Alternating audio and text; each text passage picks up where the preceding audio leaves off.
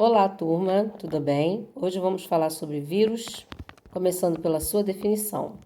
Os vírus são agentes infecciosos acelulares que, fora das células hospedeiras, são inertes, sem metabolismo próprio, mas dentro delas seu ácido nucleico torna-se ativo, podendo se reproduzir. Características gerais dos vírus: possuem um envoltório proteico que protege o material genético denominado capsídio.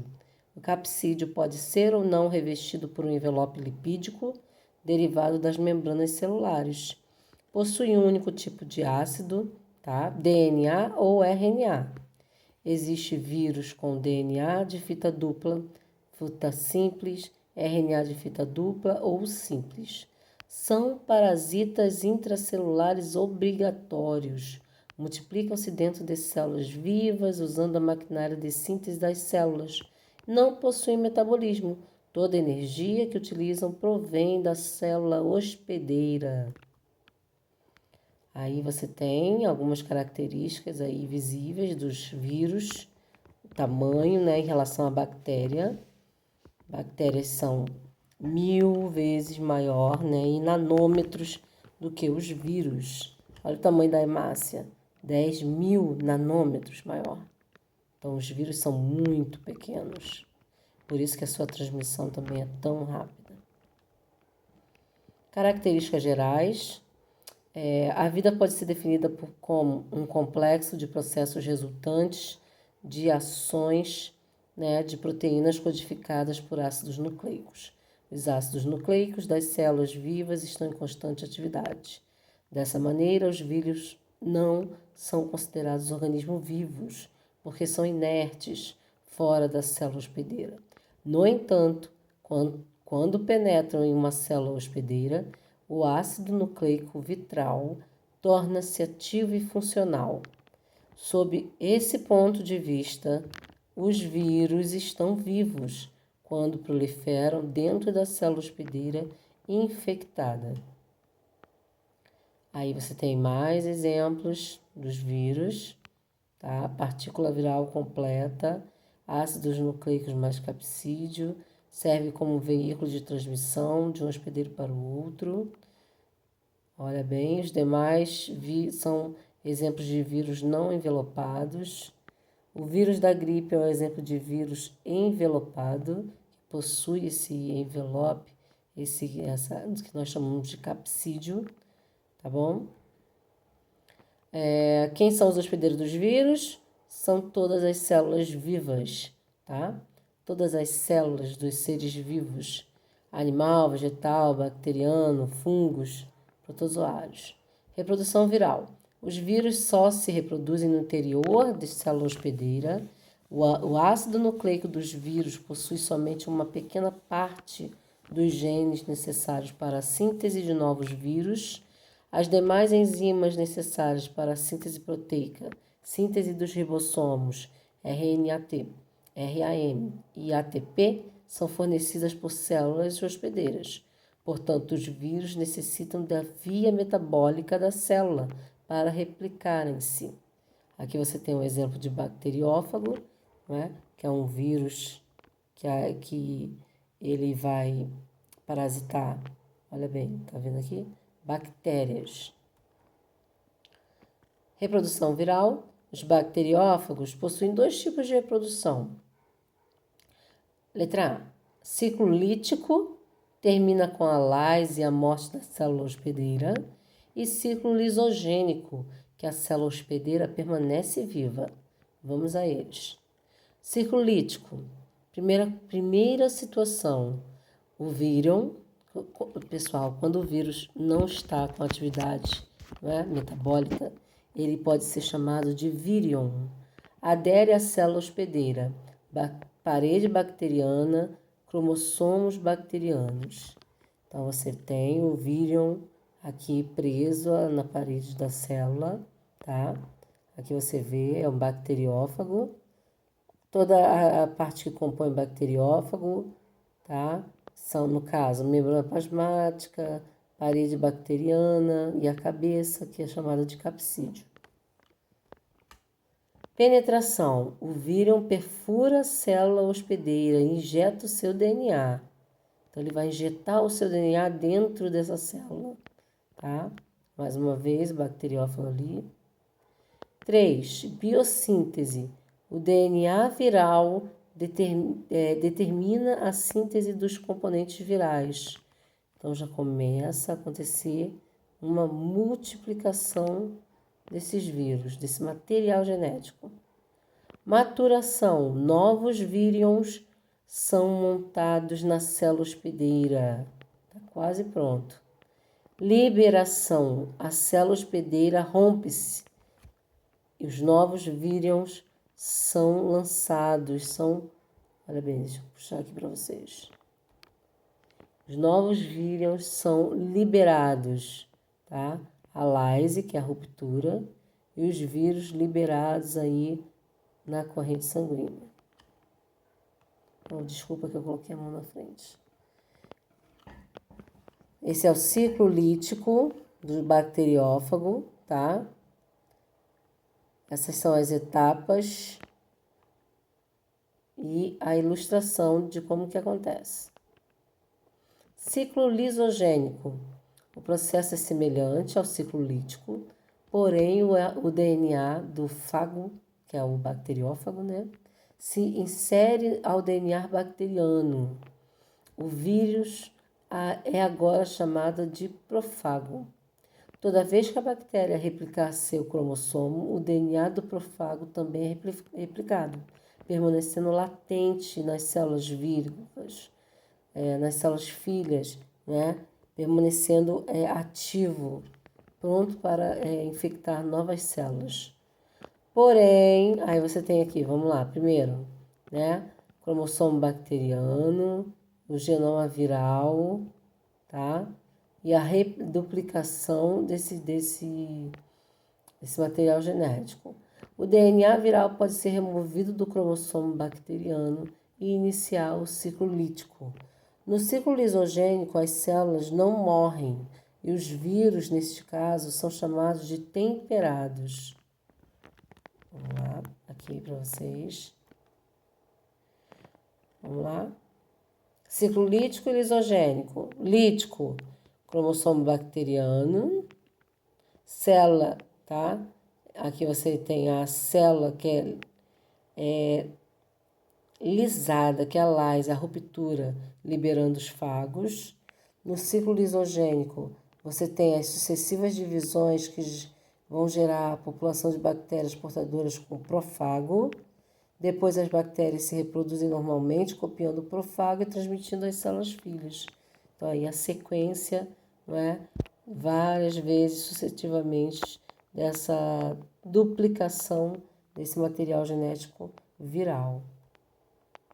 Consequência do ciclo lisogênico. Células contendo o genoma viral, profago, são imunes à reinfecção por um fago da mesma espécie.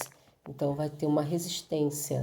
As células hospedeiras podem vir a apresentar novas características. Exemplo, a toxina produzida pelas bactérias causadora do botulismo, tá? É codificada por um gene de um profago.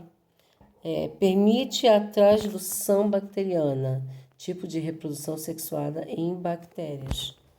Então, há situações, não é, que vão ocorrer de acordo com o ciclo gênico.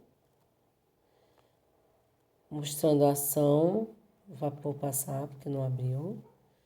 Retrovírus, HIV. Vírus envelopado, possui duas fitas idênticas ao RNA, possui enzima transcripase reversa. O HIV é um retrovírus, pois possui a capacidade de produzir DNA a partir de um RNA. Então, aqui a sua composição: envelope proteico, lipoproteico, capsídeo, duas moléculas de RNA, enzima transcripase reversa. Vamos lá? Vírus e doença. Aqui é apenas a questão do ciclo do retrovírus, tá? Como que ele também faz a sua duplicação, né? Ele também vai fazer com que cópias, né, do material genético do vírus seja codificadas. Principais viroses: herpes bucal. A herpes bucal se dá através de vias respiratórias, contato de pessoa com pessoa, objetos, sintomas, formas bolhas. 90% das pessoas no mundo tem herpes bucal. A grande maioria das pessoas possui o vírus, mas são assintomáticas. Ele vem muito associado ao calor. Tratamento: pomadas que inibem o desenvolvimento viral. Profilaxia: evitar o contato com as pessoas com os sintomas, evitar o compartilhamento de copos e talheres e qualquer outro objeto de uso pessoal, né, gente? Aí o herpes bucal, muito comum, somente no verão. Herpes genital, esse é mais sério, a forma do contato por transmissão sexual, tá? Sintomas: a formação de feridas na base do pênis e na região externa da vagina. Os ferimentos liberam um líquido viscoso contendo os vírus. No estágio mais avançado, o uso da camisinha é pouco eficiente, não vai adiantar mais nada. Tá? Os principais sintomas: dor, coceira, ardor, dificuldade a urinar. Tratamento: pomadas que vão inibir também o vírus. E profilaxia: abstinência sexual, quando os sintomas estiverem presentes, e utilização de preservativos. Então, olha bem o perigo, tá? Herpes genital causa feridas e muita dor nos nossos órgãos genitais. Principais viroses: hepatite A, tá? Vírus da hepatite A, forma de transmissão e gestão da água e de alimentos contaminados, perigosíssima a hepatite A. Sintomas: inflamação no fígado, febre, pele e olhos amarelados, que é a icterícia, náuseas e vômitos. Medicamento que nós temos que reduz os sintomas: geralmente o sistema imune consegue eliminar o vírus. E profilaxia, educação sanitária e saneamento básico. Olha, aí um exemplo. Hepatite B e C também são vírus, B e C. Contato com sangue e pessoas contaminadas. Geralmente o contágio se dá por contato sexual, compartilhamento de seringas e transfusão de sangue. Sintomas: inflamação do fígado, dor de cabeça, corpo, pele, olhos amarelados, náusea, vômito. Então são muitas aí os tipos de sintomas, são muitos. A hepatite C, se não tratada, pode evoluir para um quadro de cirrose hepática, tá? Aí o perigo, pessoal, muito perigoso. Tratamento: utilização de medicamentos, profilaxia, vacina contra a hepatite B, medicamentos antivirais. Hepatite C, uso de preservativo nas relações sexuais, controle dos bancos de sangue e utilizar somente seringas descartáveis. Aí você tem um exemplo. AIDS, que é a síndrome da imunodeficiência humana. Quem é o agente etiológico, aquele que causa a doença? É o vírus HIV, tá? Forma de tratamento, forma de transmissão: contato com os seguintes líquidos corporais: sangue, esperma, secreções vaginais, leite materno. Acredita-se que o vírus possa atravessar a placenta e infectar o feto. Sintomas: febre, calafrios, dores musculares, aparecimento de ínguas no corpo, náusea e vômito. Tratamento: não há cura, pessoal, ainda não há cura para a AIDS. O tratamento consiste na utilização de medicamentos que inibem a reprodução viral, tá? E aumentam aí a condição de sobrevida dos pacientes. Profilaxia, educação sexual, uso de preservativos, controle nos bancos de sangue, esterilização de instrumentos cirúrgicos, odontológicos, evitar a amamentação quando as mães são soropositivas. Principais viroses ainda, né, falando sobre a AIDS. O vírus HIV infecta as células de defesa do organismo, denominadas linfócitos CD4. Os linfócitos CD4 são responsáveis por alertar o organismo quando há invasão de agentes estranhos, né? Antígenos. Que são os antígenos? São os agentes, né, infecciosos, aí, os que causam as doenças. Com a morte das células CD4, o sistema imune se torna deficiente e começa a surgir as doenças oportunistas, tuberculose, candidíase, câncer, pneumonia Então, assim como uma pessoa adquire o vírus HIV, não morre de AIDS, mas sim das doenças oportunistas, tá, pessoal? Isso você já deve saber, ok? Ao entrar no organismo, os vírus HIV, o vírus HIV pode permanecer latente, que é escondido no cromossomo dos linfócitos CD4, e dessa maneira não é detectado pelo sistema imune.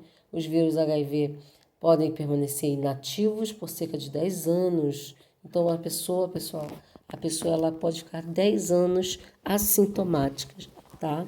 Por motivo ainda inexplicável, o vírus torna-se ativo e inicia a reprodução via ciclo lítico. E a partir disso, o paciente começa a desenvolver os sintomas da doença.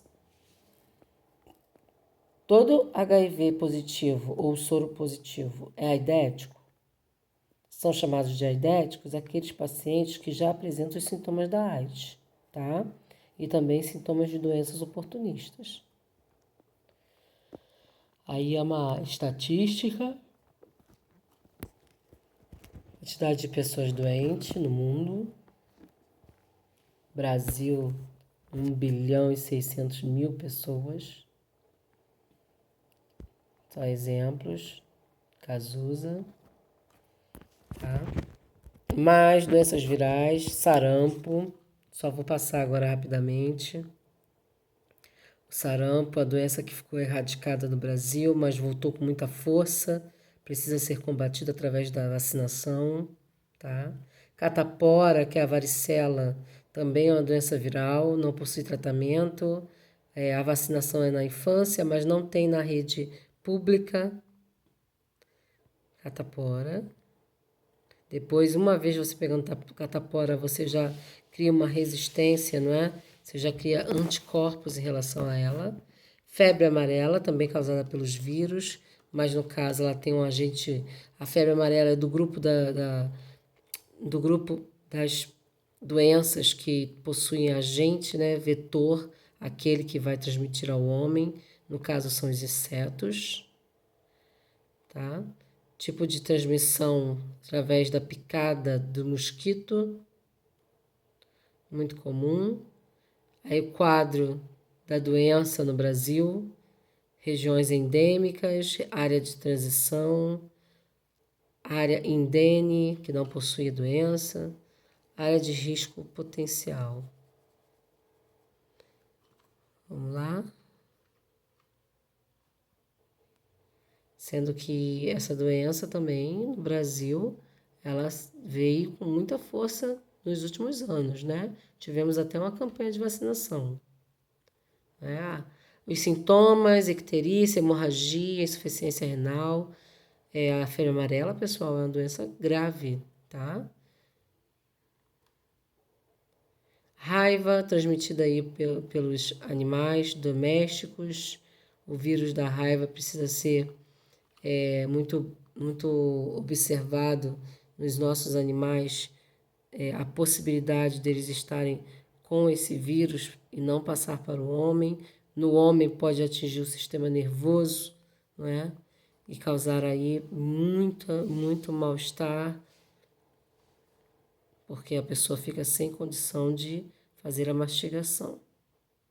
Rigidez nos membros. Poliomielite, tá? Paralisia infantil, também é uma doença que o Brasil tinha números alarmantes, mas nós possuímos agora há bastante tempo a vacinação. Vacina é realmente a prevenção da poliomielite. Dengue, muito comum no nosso dia a dia, não é, pessoal? Nós estamos aqui numa área de região tropical, o Brasil se enquadra nessa situação de ter realmente a presença de todas essas doenças por conta dos agentes etiológicos e principalmente da forma de transmissão, que são os insetos. Olha bem, quais são os hábitos que nós devemos ter em relação à dengue, olhar nosso quintal, observar água parada, né? É questão de saneamento básico. Cachumba, muito comum na infância. Você vai ter o que acontece com a cachumba. O vírus da cachumba, pessoal, voltando, ele atinge, não é, as nossas glândulas. Ó, por isso que a pessoa, aqui, na cachumba, o vírus da parótida infecciosa, tá? O aumento das glândulas parótidas, são as glândulas salivares, tá? Raramente pode acometer o sistema nervoso e os testículos, raramente. Rubéola, também doença viral, surgimento de manchas na pele, tratamento tem soro, pode ser usado soro, né? E a profilaxia é a vacinação. Também não tem na rede pública, não, tá? Não tem. Gripe, agente etiológico é o vírus influenza. A transmissão se dá pelas vias aéreas, contato pessoa e pessoa.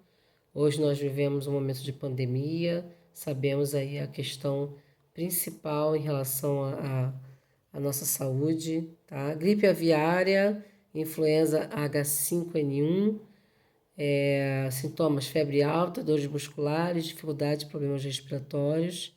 Então, pessoal, são muitas as viroses, tá? Essa é a gripe aviária. Gripe A, forma de transmissão da gripe A são semelhantes de qualquer outra, sendo que a gripe A, que é H1N1, né, ela pode ser fatal, principalmente nos idosos, tá bom? HPV, papiloma vírus humano, contato sexual. O HPV pode permanecer durante anos no estado de latência no organismo. Suas manifestações podem aparecer ou reaparecer em qualquer momento da vida. Tratamento, retirada das lesões através de procedimento cirúrgico. Então, deve ser bem dolorido, né, pessoal? Uso de preservativo nas relações sexuais. Realização de exames periódicos, Papa Nicolau, para detecção das lesões no útero. Então, se chegar a lesão no útero, aí é um perigo. Lesões aí bem profundas, somente com cirurgia. Vamos nos precaver, vamos ter muita atenção em relação a essas doenças, hein, pessoal? Aí, HPV, falando sobre ele, o vírus HPV que mais causa câncer na boca é o mais comum e também é o mais comum na região genital. Infelizmente, pessoal. Terapia genética usando vírus. Na maioria dos estudos a respeito da terapia genética, um gene normal é inserido no genoma para substituir um gene anômalo, causador da doença. Uma molécula transportadora chamada vetor precisa ser usada para enviar o gene terapêutico para as células-alvo do paciente. Atualmente, o vetor mais comum é um vírus que foi geneticamente alterado para transportar DNA humano normal. Vírus evoluíram de forma a encapsular e transportar seus genes para as células humanas, causando doenças. Pois é, pessoal. Aí várias situações, né, que pode ocorrer com os estudos a respeito dos vírus. Cientistas tentaram aproveitar essa capacidade de manipular o genoma dos vírus, removendo os genes causadores de doenças e inserindo genes terapêuticos. Células-alvo, tais como células do fígado e dos pulmões do paciente, são infectadas com o vetor.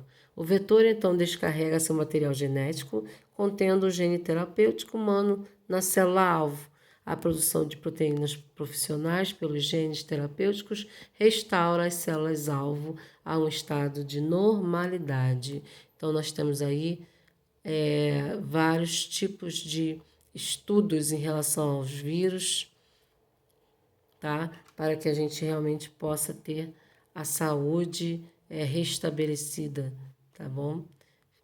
Turma, o que a gente vai fazer agora? Nossas atividades do livro, tá bom? Sobre vírus, nossas atividades aí de revisão para as nossas avaliações.